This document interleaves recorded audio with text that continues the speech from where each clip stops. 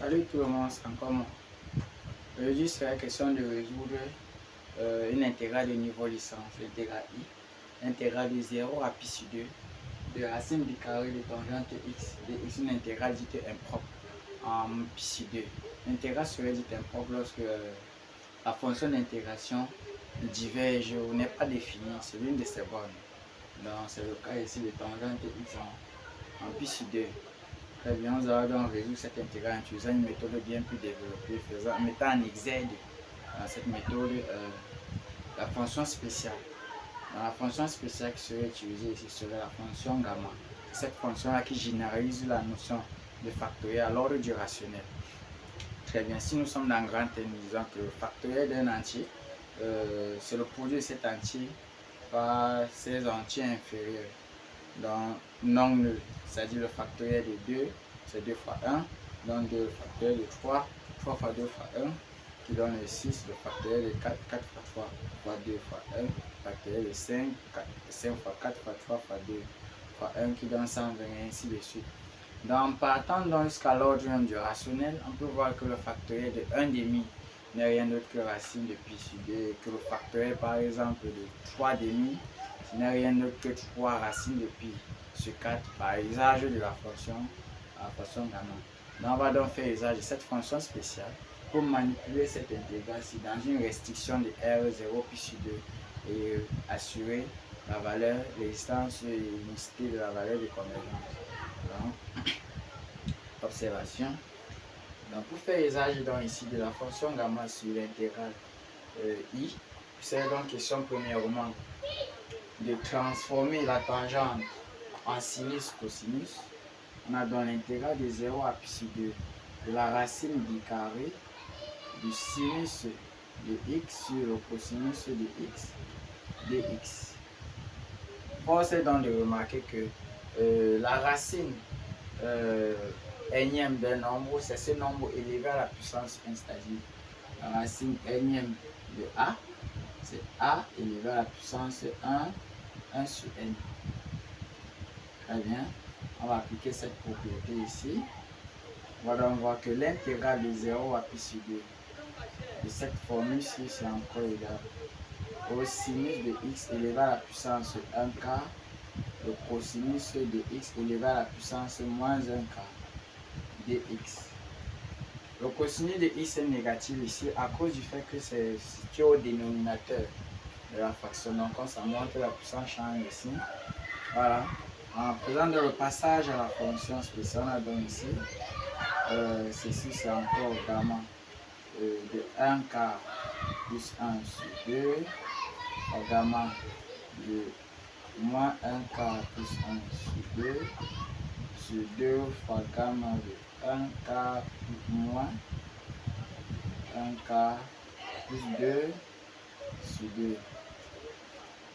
Car, donc je vais mettre la formule de passage, intégrale de 0 à pi sur 2 du sinus puissance m de x.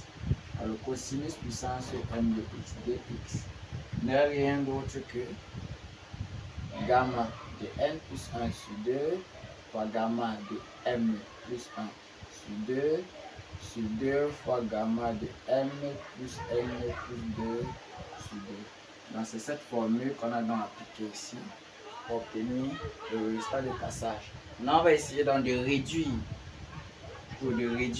l'intégrale, qui sont de réduire les fonctions gamma, qui sont d'avoir le résultat de façon finie. Donc on a donc 1 quart plus 1 qui donne ici. On va donc avoir ici gamma de ça fait 4 plus 1, 5 quart divisé par 2, donc 5 huitièmes. 5 huitièmes. Même chose ici. 4 moins 1, 3 quart divisé par 2, 3 huitièmes. Sur 2 fois gamma. Et si ça part, 2 sur 2, on voit donc que ça donne 1. Force est de remarquer que gamma de m plus 1, c'est encore égal à m. Gamma de m qui est encore égal à m factoriel. Donc ça généralise la notion du factoriel. Et que gamma de 1 c'est encore égal à 1. On va donc faire des applications ici. On va donc donner 1 demi gamma de 5 huitièmes, gamma de 3 huitièmes. Voilà, on va monter.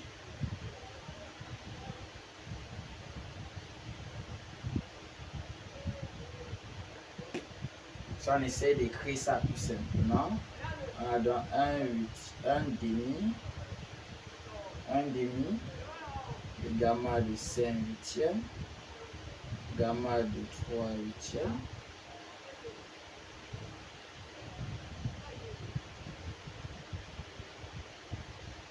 là je vais écrire 3 huitièmes, 3 huitièmes comme étant 5 huitièmes, un moins 5 huitièmes. Donc comme une différence, je vais écrire 3 huitièmes comme une différence de 1 par ce nombre aussi. 1 moins 5 sur 8. Voilà.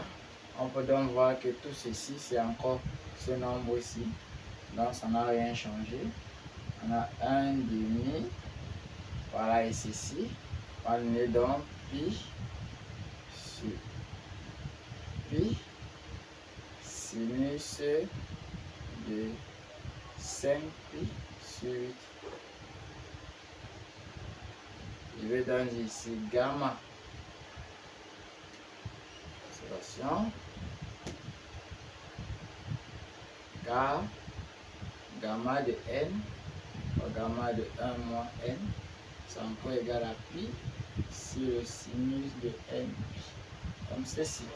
Là, on voit donc que cette formule-ci, c'est ça qu'on applique là pour obtenir ceci. Voilà, on obtient donc 1 demi fois pi.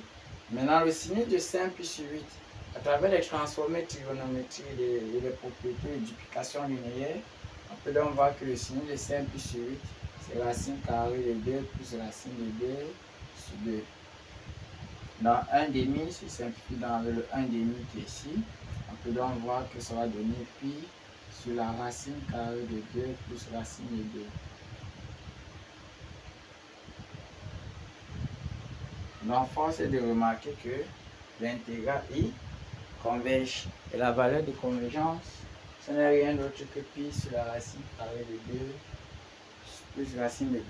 Donc voilà comment on aboutit à ce résultat de façon simpliste en mettant en exergue la fonction spéciale qui nous rassure la convergence vers pi sur racine carrée de 2 plus racine de 2. C'est une fonction très essentielle, une application très essentielle, la fonction gamma, sur l'usage des intégrales trigonométriques dans la restriction de R, c'est-à-dire 0 pi sur 2. La majorité des fonctions trigonométriques sont facilement intégrables par l'application gamma entre 0 et pi sur 2. Merci.